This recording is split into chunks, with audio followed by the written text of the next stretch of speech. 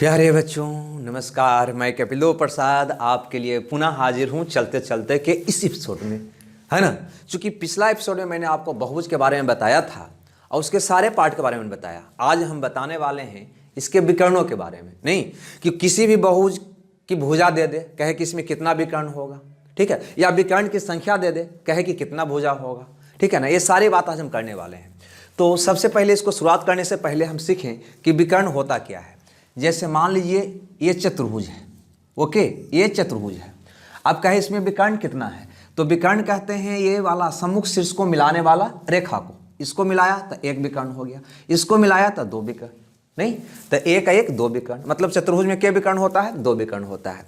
तो ये चतुर्भुज था तब गिन लिए। अगर 10 भुजा वाला बहुभुज दे दे और कहे कि कितना विकर्ण है तो थोड़ा मुश्किल हो जाता है। नहीं, चलिए तो इसी के बारे में आज हम सीखते हैं। और आपके स्क्रीन पे सबसे पहले क्वेश्चन को लाते हैं जो ये रहा। कहता है एक खष्टभुज के विकर्णों की संख्या क्या है। खष्टभुज में मतलब 6 भुजा वाला बहुभुज में। तो दोस्तों यहाँ पे गौर करना है ना, हम सारी बात को सीखेंगे, ठीक है ना। सारी बात को सीखेंगे, कंसेप्ट को भी और शॉर्ट तरीका को भी।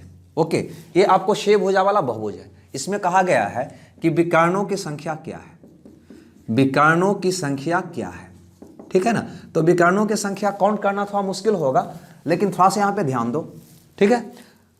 विकर्ण होता कौन है, तो विकर्ण सम्मुख शीर्ष को मिलाने वाला रेखा, ठीक है ना। ये आपका शीर्ष हुआ, ये दोनों को मिलाया तो एक विकर्ण, दूसरा विकर्ण, तीसरा विकर्ण, चौथा विकर्ण, पांचवा विकर्ण, ठीक है ना, छठा विकर्ण, सातवां, आठवां और ये नौवां।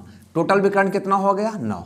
लेकिन इस प्रकार से 6 भुजा था तब कर लिया, 4 भुजा था तब कर लिया, क्या 10 भुजा रहेगा तो करना संभव होगा, नहीं।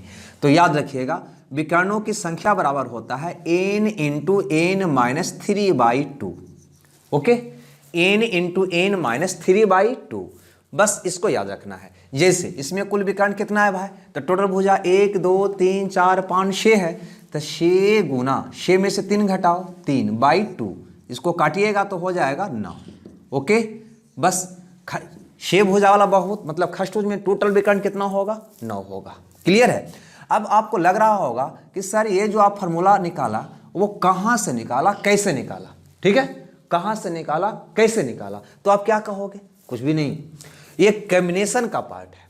पहले यहाँ पे ध्यान देना, 2 बिंदु से अगर मिलाओगे तो एक रेखा बनता है। यहाँ पे टोटल शीर्ष कितना है, 1 2 3 4 5 6, टोटल बिंदु कितना है, 6। अगर आपसे हम सवाल करूं कि 6वें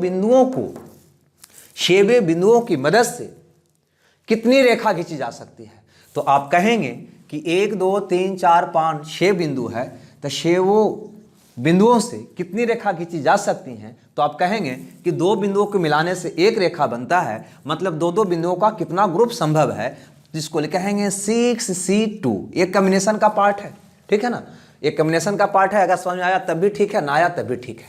ओके, हम डिटेल समझ रहे हैं कि ये निकला कहाँ से। तो टोटल रेखा कितना हो जाएगा, तो 6C2। लेकिन हमें तो निकालना है विकर्णों की संख्या, तब विकर्णों में ए वाला काउंट नहीं होगा, ए वाला काउंट नहीं होगा, ठीक है। तो 1 2 3 4 5 6 इसमें से घट जाएगा, क्योंकि विकर्ण तो ये वाला सम्मुख शीर्ष को मिलाने वाला न हुआ, ये तो इसकी भुजा हो गया, तो भुजा को इसमें से घटा दोगे, 6 को क्या करोगे, घटा दोगे, ठीक है। तो यही हुआ हमारा विकर्णों की संख्या।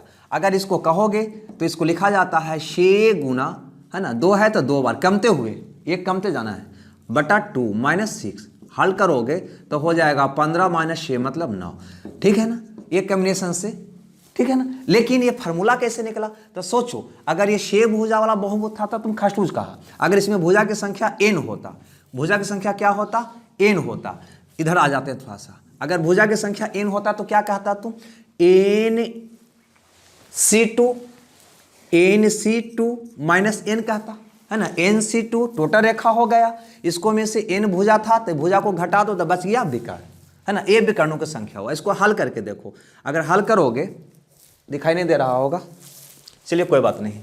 तो n इंटू एन माइनस 1, एक कम लेना है, अब बटा का 2 माइनस n, और इसको हल करोगे तो हो जाएगा n square minus n minus 2n बटा 2। ओके, अब इसको हल करोगे तो हो जाएगा n स्क्वायर माइनस 3n बटा 2, और इसको हल करोगे, n कॉमन लोगे तो n इंटू एन माइनस 3/2, कहीं ना कहीं यही फॉर्मूला तो यहाँ पे हम लिख कर दिए हैं। ओके, हमें लगता है ये बात भी आपको समझ में आ गया होगा कि विकर्णों की संख्या बराबर हो जाएगा ये। तो कहीं ना कहीं दोस्तों यहाँ पे ध्यान देना है कि ये फार्मूला निकल कर आया है कॉम्बिनेशन से। ओके, लेकिन हमको इतना से मतलब नहीं है, ठीक है, हमें इतना से मतलब नहीं है, लेकिन क्या वक्त कभी बुरा वक्त में काम भी आ जाए, कभी कभी कोई लड़का ही मिल जाए कि ठीक है फार्मूला आइली कहाँ से बताओ तो क्या करबो, बस समझा देंगे। ओके, चलिए तो हम समझ गए इस बात को। देखते हैं क्वेश्चन को, और क्वेश्चन नंबर 2 जो आपके स्क्रीन पे है। ओके, क्या है भाई क्वेश्चन नंबर 2? तो क्वेश्चन नंबर 2 कहता है कि पंचभुज में विकर्णों की संख्या क्या होगी। ओके, पंचभुज में विकर्णों की संख्या क्या होगी? तो ध्यान दीजिएगा, हमसे पूछा है पंचभुज में विकर्णों की संख्या क्या होगी। तो विकर्णों की संख्या का फॉर्मूला हमको याद हो गया, n minus 10, n into n minus 10/2। पंचभुज में क्या भुजा होता है? 5 भुजा, तो हो जाएगा 5 गुना 5 में से 3 गया 2/2, मतलब कितना हो जाएगा 5। अगर आपसे पूछे कि वो कौन कौन होता है, उसको भी थोड़ा सा बेसिकली तौर पे भी समझ लो, ठीक है। तो पहला विकर्ण, दूसरा विकर्ण, ठीक है, ये हो गया ये हो गया तीसरा विकर्ण, चौथा विकर्ण, ये हो गया पांचवा विकर्ण। टोटल विकर्ण कितना होगा? 5। ओके, लेकिन निकालने के लिए बस ये फॉर्मूला को याद आपको रखना है, निकल जाएगा n इंटू एन माइनस 3/2। अब यहाँ पे सोचो, क्वेश्चन को उलट कर पूछ देता है, मतलब विकर्ण की संख्या दे देता है, भुजा हमसे पूछ देता है, तो फिर हम कैसे बनाएंगे? जो कि क्वेश्चन नंबर नेक्स्ट में है, मतलब 3 में है। क्या कहता है 3 का? कि एक बहुभुज में विकर्णों की संख्या 5 है, विकर्णों की संख्या 5 है, तो वह बहुभुज कैसा होगा? अभी मैंने बताया था, नहीं, पंचभुज होगा।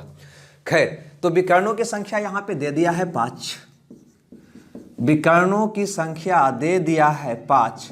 हमसे पूछता है भुजा क्या है, तो आप जानते हैं n इंटू एन माइनस 3/2 बराबर यहां पे क्या कह रहा है? 5 कह रहा है, ठीक है ना। तो बनाएंगे कैसे? लेकिन दोस्तों बार बार हम एक बात को बोलेंगे, अगर ये वीडियो बढ़िया लगता है तो लाइक जरूर करिएगा। ओके, और वीडियो देखने के बाद 2 शब्द मेरे बारे में लिख लीजिएगा, क्योंकि जिस ढंग से आपको इंतजार मेरा क्लास का रहता है, वीडियो का रहता है, उसी ढंग से मुझे आपका इंतजार रहता है कमेंट्स का। ओके, अपने फ्रेंड में शेयर तो आप कर ही देंगे, नहीं, बिल्कुल कर देना है, क्योंकि जितना ज़्यादा व्यक्ति इसका लाभ उठाएगा उतना ही एनर्जी, उतना ही जोश के साथ आपके लिए नए नए क्लास को हम लाएंगे। चलिए, तो विकर्णों की संख्या 5 है, तो n इंटू एन माइनस 3/2 बराबर 5 हो गया। इसको थोड़ा सा ऐसे कर सकते हैं हम, n इंटू एन माइनस 3 बराबर कितना हो गया? 10। अब करना क्या है कि 10 का ऐसा 2 फैक्टर करना है जिसका अंतर 3 का हो। ये दोनों में अंतर कितना है? 3 का है, बस 3 का फैक्टर करना है।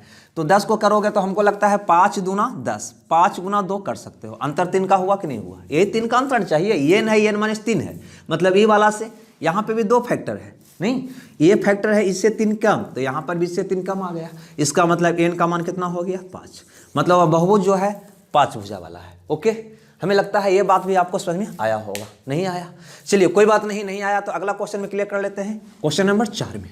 चलिए इस 4 नंबर के क्वेश्चन को भी देखा जाए। 4 नंबर का क्वेश्चन कहता है कि एक बहुभुज में विकर्णों की संख्या 9 है, ठीक है, विकर्णों की संख्या कितना है? 9, विकर्णों की संख्या 9 है, तो इसमें भुजा की संख्या क्या है? ओके, चूंकि इस क्वेश्चन को भी अभी हम बना चुके थे, नहीं, चलिए कोई बात नहीं। विकर्णों की संख्या होता है n इंटू एन माइनस 3/2 बराबर 9, तो हम लिख सकते हैं n इंटू एन माइनस 3/18। अब 18 का ऐसा 2 फैक्टर करना है, ऐसा 2 फैक्टर करना है कि इसका अंतर कितना होना चाहिए? 3, क्योंकि यहां पर भी ये दोनों के बीच फासला 3 का है, क्योंकि ये n है, इससे ही 3 कम है। तो देखिए हमको लगता है 6 या 18 हो जाएगा, 6 गुना 3, इसका अंतर 3 है क्या? बिल्कुल है।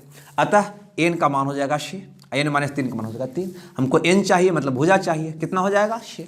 ओके, मतलब कैसा होगा? खष्टभुज होगा, जो ऑप्शन बी में है, अतः बी आपका सही उत्तर होगा। हमें लगता है कि यह बात भी आपको समझ में आ गया होगा। तो दोस्तों इसी के साथ आज का सेशन को हम समाप्त करना चाहेंगे, क्योंकि आगे आपके लिए और भी क्लास लाना है, ठीक है।